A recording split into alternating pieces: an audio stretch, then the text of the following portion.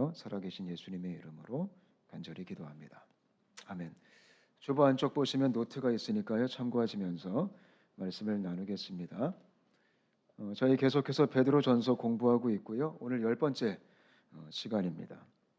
복습을 좀 해드릴게요. 지난주에 나그네와 말세에 대한 얘기를 했습니다.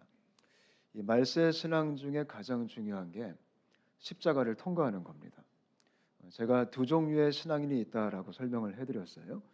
십자가 뒤에 숨는 사람이 있고 십자가를 통과하는 사람이 있습니다. 십자가 뒤에 숨는 사람은 십자가를 이용하는 종교인입니다.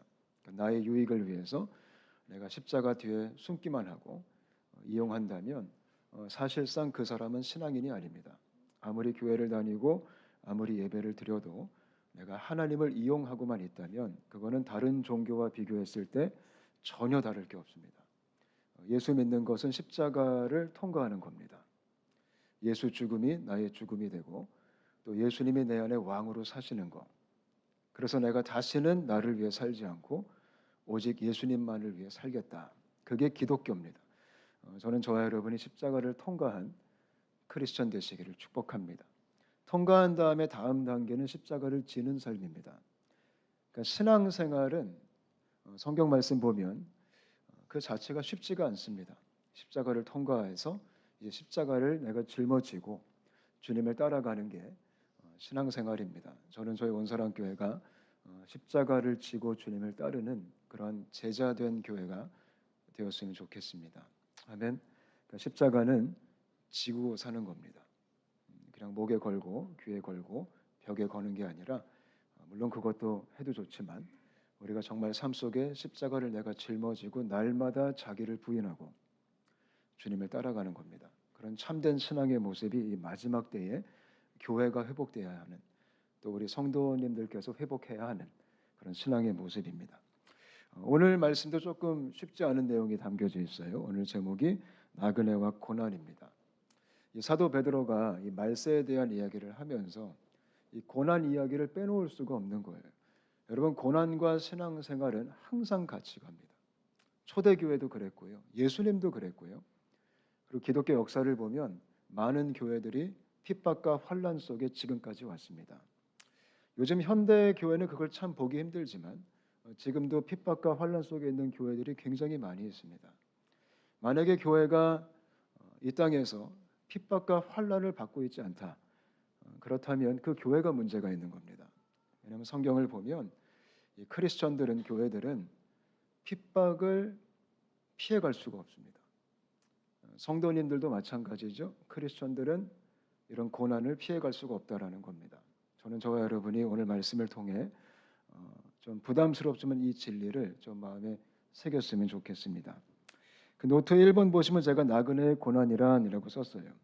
나그네들이 왜 고난을 받을 수밖에 없냐면 교회가 왜 고난을 받을 수밖에 없냐면 크리스천들이 십자가를 통과한 사람들이 왜 고난을 받을 수밖에 없냐면 첫 번째는 진리를 선포하기 때문에 그렇습니다. 우리의 사명과 우리의 소명은 이 땅에서 진리를 증거하는 겁니다. 우리가 진리를 선포하는 겁니다. 예수님도 이 땅에 오셔서 진리를 선포하셨습니다. 그런데 그것 때문에 고난을 받으셨습니다. 또 기독교 역사를 보면 상당수의 많은 교회들이 진리를 선포했기 때문에 핍박을 받았습니다. 예수님은 이 진리 선포 때문에 십자가에 죽으셨습니다. 고난 받으셨습니다.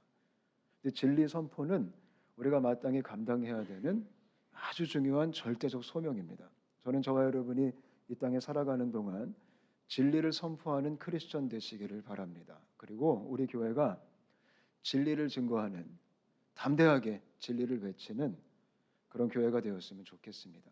예수님이 구원자다. 예수님이 왕이시다. 이거 세상이 별로 좋아하지 않습니다. 근데 더 싫어하는 게 뭐냐면 예수님만 구원자다. 이건 정말 싫어합니다. 예수님만이라고 얘기하면 핍박이 찾아옵니다. 예수님도 구원자다. 이거는 좋아합니다. 괜찮습니다. 예수님도 왕이시다. 이거는 세상 사람들도 받아들입니다. 그런데 예수님만 왕이시고 예수님만 구원자시고 예수님만 생명이고 길이시고 진리이다. 이거는 돌을 들기 시작합니다. 성경이 진리입니다. 성경도 좋은 내용입니다. 이건 괜찮습니다. 근데 성경만 진리입니다. 이 얘기하면 핍박이 찾아올 수밖에 없습니다. 교회가 언제 타락하냐면 이 만을 뺄 때 타락합니다. 성경만, 예수님만, 요거를 만만 빼면 교회는 세상 속에서 잘 어울려 살 수가 있습니다. 성경은 그렇게 얘기하지 않죠. 예수님이 유일한 구원자시고 유일한 하나님이시고 그 외에는 다른 길이 있어요, 없어요? 없다라는 것입니다. 나그네들이 이거를 증거하기 시작하면 핍박을 피해갈 수가 없습니다. 요즘 교회가 많이 변질되고 타락한 이유는 이 진리를 자신 있게 증거하지 않기 때문에 그렇습니다. 진화론이 잘못됐다 이거 외치면 핍박받습니다. 동성애는 죄다 이거 외치면 핍박받습니다. 공산주의는 악이다 이거 외치면 돌을 듭니다. 그거를 적당히 이제 섞으면 별 탈이 없습니다. 근데 그거는 참된 그리스도인의 길이 아닙니다. 저는 저희 공동체가 여러분 한 사람 한 사람이 또 저를 포함해서 이 진리를 담대하게 외치는 나그네가 되시기를 바랍니다. 특히 우리 학생들 요즘 얼마나 세상 살기 힘들어요. 제 큰아들이 저기 DSC 다니는데 여기 근처 학교죠. 처음에 입학원서를 쓰는데 DSC에 젠더가 7개가 있더라고요. 그 젠더 중에 하나를 고르라는 거죠. 정신이 나갔죠. 근데 그게 요즘 우리가 살아가는 현실입니다. 우리 아이들이 접하는 문화고 매스컴들이고 미디어고 음악이고 영화고 드라마들입니다. 근데 거기서 우리가 진리를 외친다면 여러분들은 왕따 당할 겁니다. 여러분 친구들 사이에서 아마 어려움이 있을 겁니다. 그게 나그네의 고난입니다. 우리는 목에 칼이 들어와도 성경 진리를 사수하고 외치고 가르치고 선포하는 그런 사명이 있는 겁니다. 좀 생각해 보면 이게 멋있는 겁니다, 사실. 제일 멋없는 게 그냥 흐리멍텅 해가지고 이것도 아니고 저것도 아니고 제일 멋없는 거예요. 진짜 멋있는 건 또렷한 거거든요. 선명한 거거든요. 우리 비전원 친구들이 우리 중고등부 학생들이 선명한 신앙을 가졌으면 좋겠어요. 그냥 적당히 버무러져 있는 그런 신앙이 아니라 아주 또렷하고 누가 봐도 확실한 그런 진리의 칼라가 있게 되시기를 바랍니다. 아멘. 물론 그러면 좀 살기 힘들어져요. 그러나 예수님도 그 길을 가셨고 우리 신앙 선배들도 그 길을 가셨고 또 주님은 우리도 그 길로 초대하고 계십니다. 그게 특별히 마지막 때를 살아가는 우리의 삶이 되어야 됩니다. 또 두 번째 나그네의 고난이란 제가 이렇게 썼죠. 낮은 삶의 고난. 예수님은 왕이십니다. 예수님은 하나님이십니다. 예수님이 엄청 다운그레이드를 하셨어요. 그거를 신학적 용어로 성육신이라고 하죠. 하나님이신 분이 뭐가 되셨죠? 사람이 되셨어요. 그것도 아주 후지게 태어나셨어요. 마구간에서 태어나셨어요. 가장 낮고 천한 모습으로 오셨어요. 그게 크리스천들의 삶의 모습입니다. 우리는 이 땅에서 높아지도록 부름받지 않았습니다. 우리는 낮은 자의 삶을 살도록 부름받았습니다. 예수님도 자발적으로 낮아지셨습니다. 왜요? 섬기기 위해서. 크리스천들도 이 땅에서 이런 낮은 자의 길을 걸어가야 됩니다. 우리는 편안함을 늘 추구하죠. 근데 자발적 불편함을 추구할 수 있는 게 기독교의 콜링입니다. 저는 저와 여러분이 믿음으로 자발적으로 주님께서 가신 그 좁은 길, 넓은 길이 얼마나 편하고 좋아요. 근데 주님은 우리를 굳이 좁은 길로 초대하셨어요. 그 길로 들어서는 게 나그네의 고난입니다. 내가 누릴 수 있어도, 내가 충분히 소유할 수 있어도, 내가 가질 수 있어도 그거를 복음을 위해서, 하나님 나라를 위해서 마땅히 내가 자발적으로 내려놓을 수 있다면 그것이 기독교의 고난입니다. 그래서 나그네들은 자발적으로 그렇게 살아가는 겁니다. 한때 한국교회에 그런 논쟁이 있었어요. 혹시 기억할지 모르겠지만 기독교인들은 부자가 돼야 된다. 아니다. 우리는 가난하게 살아야 된다. 이거 가지고 정말 아주 유명한 목사님들께서 디베이트를 했습니다. 성경적으로 높아지는 게 맞고 올라가는 게 맞다. 아니다. 우리는 낮아져야 된다. 지금도 열띤 토론을 하고 있어요. 여러분의 생각은 어떠십니까? 기독교인들이 올라가야 됩니까? 내려가야 됩니까? 제가 이 부분을 좀 한참 생각을 하다가 무엇이 옳을까 무엇이 맞을까 참 고민을 많이 했어요. 저도요. 올라가는 거, 뭐 일부러 뭐 가난하게 사는 거, 그게 중요한 게 아닙니다. 예수 믿는 사람들은 뭐 높은 지위를 가질 수도 있어요. 부자일 수도 있어요. 반대로 가난할 수도 있어요. 근데 어찌 되었든 내가 부하든 가난하든 우리는 자발적으로 낮은 자의 길을 걸어가야 됩니다. 이거는 많이 가졌다 적게 가졌다의 문제가 아닙니다. 내가 많이 가져도 자발적으로 그 좁은 길을 걸어갈 수 있느냐. 내가 적게 가졌어도 자발적으로 그 좁은 길을 걸어갈 수 있느냐. 이게 나그네의 고난입니다. 우린 흔히 그 함정에 빠집니다. 여러분도 혹시 그런 생각해 본 적 있어요?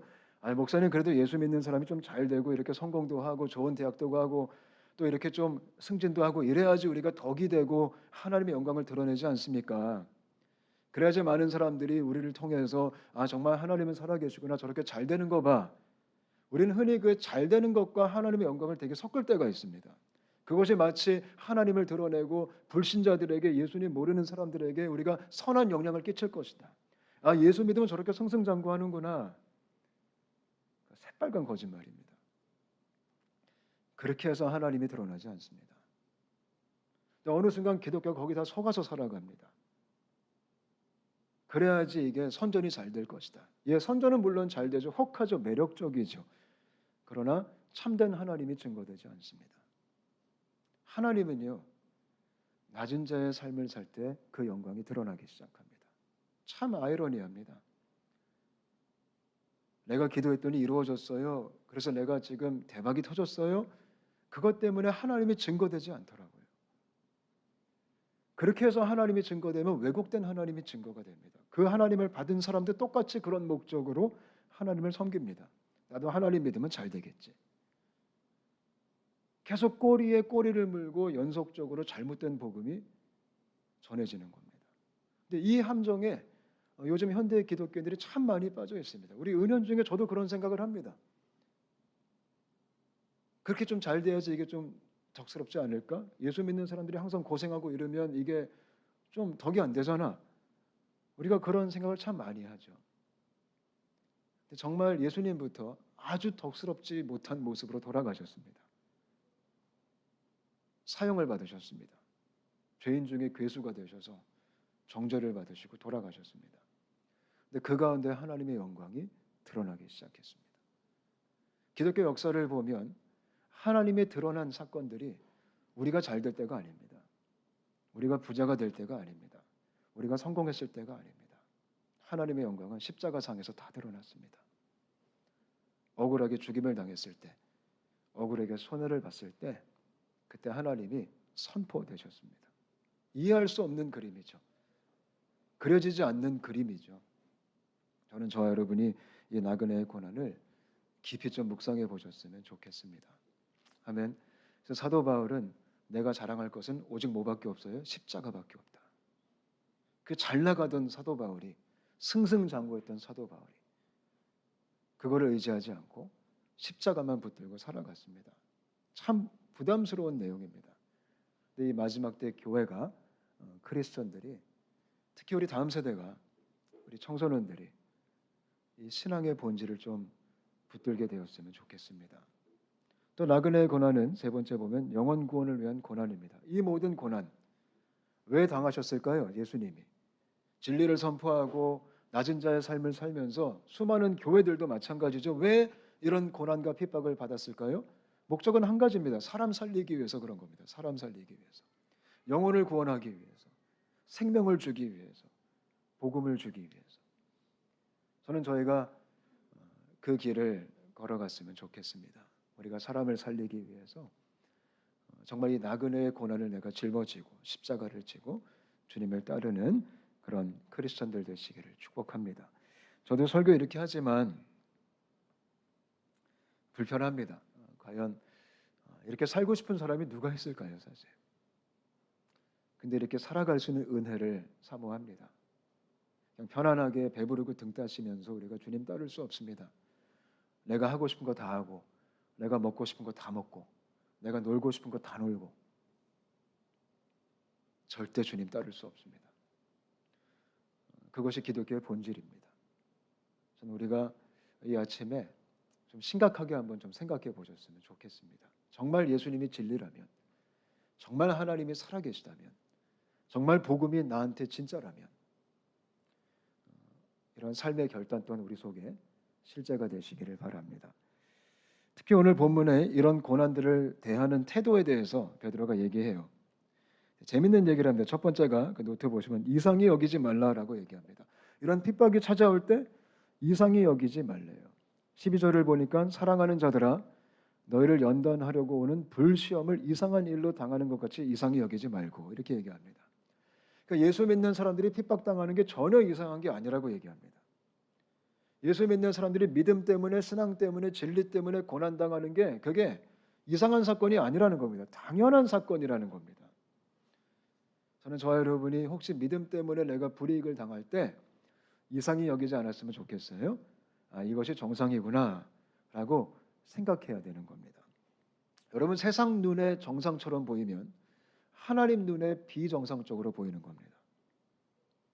세상 눈에 비정상적으로 보이면 하나님 눈에 정상적으로 보이는 겁니다.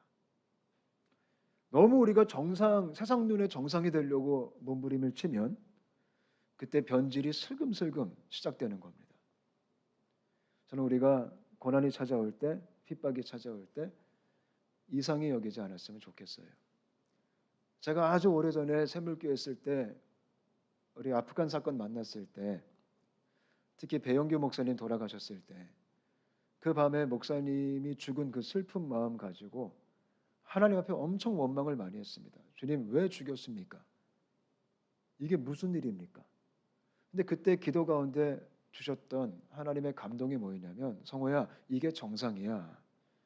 그 감동을 주셨습니다. 그게 정상이라는 겁니다. 얼마나 비정상적인 일이 지금 발생한 거예요.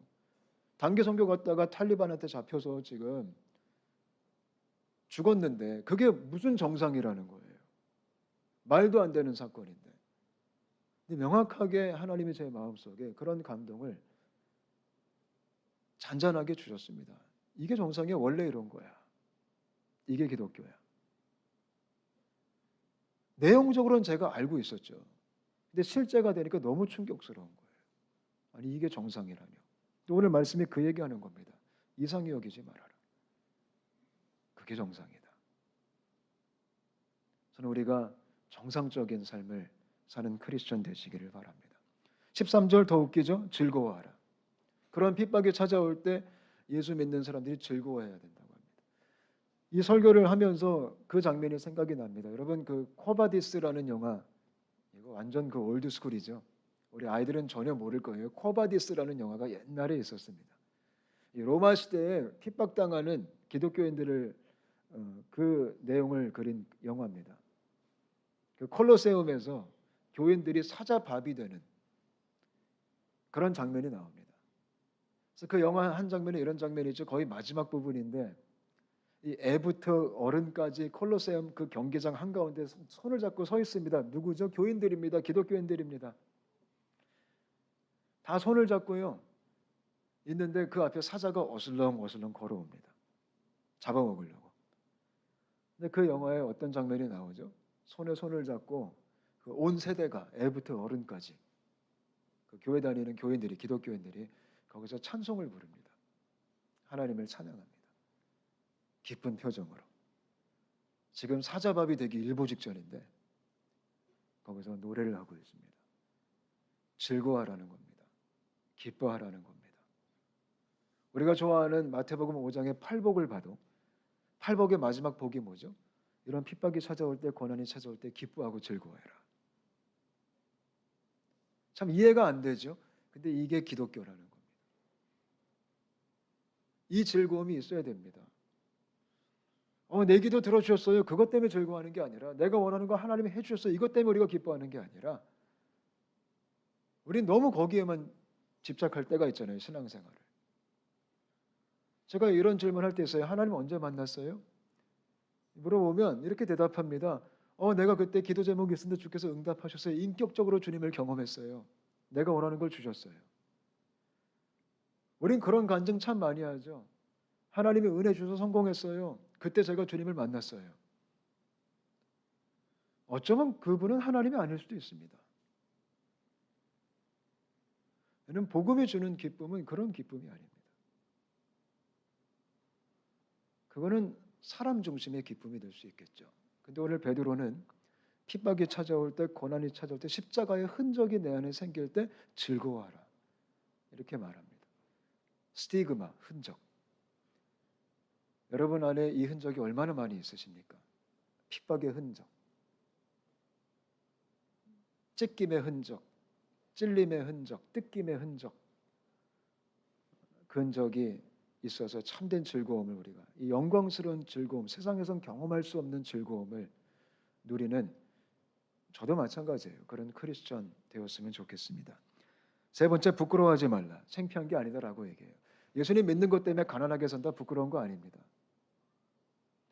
그건 수치스러운 게 아닙니다. 예수님 믿는 것 때문에 내가 조금 늦게 갔다, 그거 절대로 뒤처진 게 아닙니다. 우리 학생들이 그런 두려움이 있죠. 내가 너무 뒤처지는 거 아니야? 우리 직장인분들도 그런 두려움이 있죠. 내가 좀 이렇게 이렇게 돈도 좀, 뒷돈도 좀 거래하고 내가 적당히 타협해야지 빨리 승진하고, 그리고 줄을 잘 타야지, 줄 잘못하면 내가 승진도 늦어지는 거 아니야? 근데 복음 때문에 늦어지는 승진은 부끄러워할 필요가 없습니다. 내가 신앙의 정도를 지키기 위해서 내가 겪는 어려움들은 절대 수치스러운 게 아니라는 겁니다. 그래서 사도 베드로가 부끄러워하지 말아라 근데 우린 참 그거 부끄러워 많이 하죠. 저도 옛날에 제가 한국에서 운전하고 다녔던 차가 기아 모닝입니다. 모닝. 조그만 경차죠. 모닝을 타고 다녔는데 한번 아주 그냥 큰 교회에서 집회 초대를 받았어요. 그래서 저는 이제 운전해서 가는 거죠. 근데 그 교회 이제 입구에 딱 들어섰는데 그 앞에 저를 다 기다리고 서 있는 거예요. 우리 담당 사역자, 집사님, 장로님들이 기다리고 있는 거예요. 근데 제가 모닝을 끌고 올라가는데 너무 쪽팔린 거예요. 너무 부끄러운 거예요. 좀 그래도 한 소나타 정도 끌고 가야지 이게 좀 가오가 사는데, 모닝 끌고 가는데 거기다 또 번호판도 렌트카, 히읗자가 들어간 거예요. 제 차가 쭉 들어가니까 다들 의아하게 쳐다보는데 정말 너무 제가 수치스러움을 그때 좀 느꼈어요. 이게 되게 좀 수치스럽다. 제 마음에도 그런 마음이 들더라고요. 이건 시작부터 내가 가오가 살지 않는구나. 근데 오늘 말씀은 부끄러워하지 말라는 거예요. 당당하라는 거예요. 고난이 찾아올 때, 세상이 비교할 때, 조금 뒤처지고 내가 늦게 갈 때도 당당하라는 거예요. 우리 청소년들이 믿음 때문에 당당했으면 좋겠어요. 아멘. 이게 신앙이에요, 신앙. 그리고 4번 보면 하나님께 영광을 돌려라, 이렇게 얘기합니다. 핍박이 찾아올 때 하나님을 영화롭게 하라. 저는 이거를 묵상하면서 이런 생각했어요. 고난이 예배구나, 고난이 예배. 우리가 지금 예배 드리죠. 하나님이 정말 영광 받으시는 예배가 뭘까? 우리가 믿음 때문에 고난당하고 우리가 믿음 때문에 손해를 볼 때 그것이 하나님을 영화롭게 하는 거구나. 십자가는요, 최고의 예배였습니다. 지금 여기 뒤에 십자가 있죠. 십자가는 예배의 장소였습니다. 예수님 자신을 통째로 드렸던 고난의 예배. 그게 진짜 예배입니다. 우리가 예배자가 되었으면 좋겠습니다. 아까 저희가 찬양했죠. 나는 하나님을 예배하는 예배자입니다. 내가 어디서나 하나님을 예배합니다. 사도 베드로가 이런 예배로 초대하는 겁니다. 하나님께 영광을 돌려라. 마지막 5번은 19절에 하나님께 의탁하라. 모든 걸 다 주님께 맡겨라.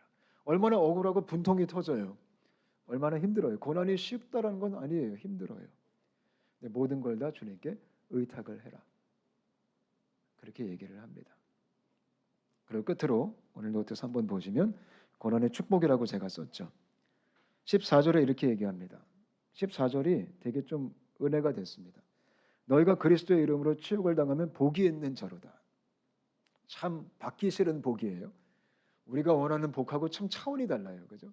너희가 그리스도 때문에 치욕을 당하면, 이 치욕이란 단어가 얼마나 치욕스러워요. 단어 자체도 굉장히 불편하죠. 근데 복이 있으리로다. 복이 있다. 그렇게 말합니다. 저는 우리가 복받는 크리스천 되시기를 바랍니다. 우리가 복 있는 교회가 되었으면 좋겠습니다. 특히 이제 마지막 때로 가면 갈수록, 끝으로 가면 갈수록 이 말씀은 더 실제화가 되고 가시화가 될 겁니다. 그때 우리가 신앙을 굳세게 지켜서 이런 영광스러운 복을 누렸으면 좋겠어요. 근데 복이 구체적으로 뭘까요? 14절 뒷부분에 나옵니다. 영광의 영, 곧 하나님의 영이 너희 위에 계심이라. 이게 최고의 복입니다. 우리가 이 땅에 누리는 복은 하나님의 영이 우리와 함께하는 겁니다. 하나님이 우리와 동행하시는 겁니다. 그게 최고의 복이잖아요. 여러분들이 원하시는 복은 어떤 복이 있으세요? 근데 우리 크리스천이 누리는 가장 큰 복은 하나님의 영이 성령께서 우리와 늘 함께 하신다는 겁니다. 이건 복 중의 복입니다. 이 복을 저와 여러분이 마음껏 누렸으면 좋겠습니다. 하나님은 언제 등장하시는지 아세요? 하나님은 이렇게 우리가 믿음으로 고통의 길을 걸어갈 때, 십자가의 길을 걸어갈 때 그때 하나님이 등장하시는 겁니다. 그때 하나님이 나타나시는 겁니다. 그때 하나님이 역사하시는 겁니다. 왜 우리 인생에 하나님이 안 나타나실까요? 우린 그렇게 하나님 좀 나타나 주세요 기도를 해도 왜 하나님이 나타나지 않으실까요? 왜? 우리가 이 길을 지금 걷고 있지 않기 때문에. 하나님 만나고 싶어요, 주님 보고 싶어요, 이런 기도 많이 하지만 왜 안 만나 주실까요? 우리가 이 길을 걷고 있지 않기 때문에. 하나님은 이 길에서 우리를 진하게 만나 주시고 진하게 역사하십니다. 오늘날 우리가 하나님을 많이 경험하지 못하는 이유는 우리가 이 길을 걷고 있지 않기 때문에. 하나님은 전쟁터에 계시더라고요. 우리가 성경을 봐도요, 이스라엘 백성들이 하나님을 경험했던 놀라운 초자연적인 역사를 경험했던 현장은 다 전쟁터였습니다. 그냥 쉬고 있을 때, 그냥 놀고 있을 때 그때 주님이 등장하시는 게 아니라 아주 치열한 전투 속에 하나님 나라 위에 전진하고 있을 때 주님이 놀라운 이적과 표적과 역사들을 행하셨습니다. 가시적으로 나타나셨습니다. 저는 요즘 현대 기독교와 교회가 이런 간증들이 필요하다고 생각합니다. 저는 우리가 이 길을 걷는 크리스천 되시기를 축복합니다. 저도 오늘 설교 이렇게 하면서 참 부담스럽습니다. 근데 이 마지막 때 우리가 이 영광을 함께 누리면서 살아가는 그런 참된 공동체가 되었으면 좋겠습니다. 우리 같이 한번 기도하겠습니다.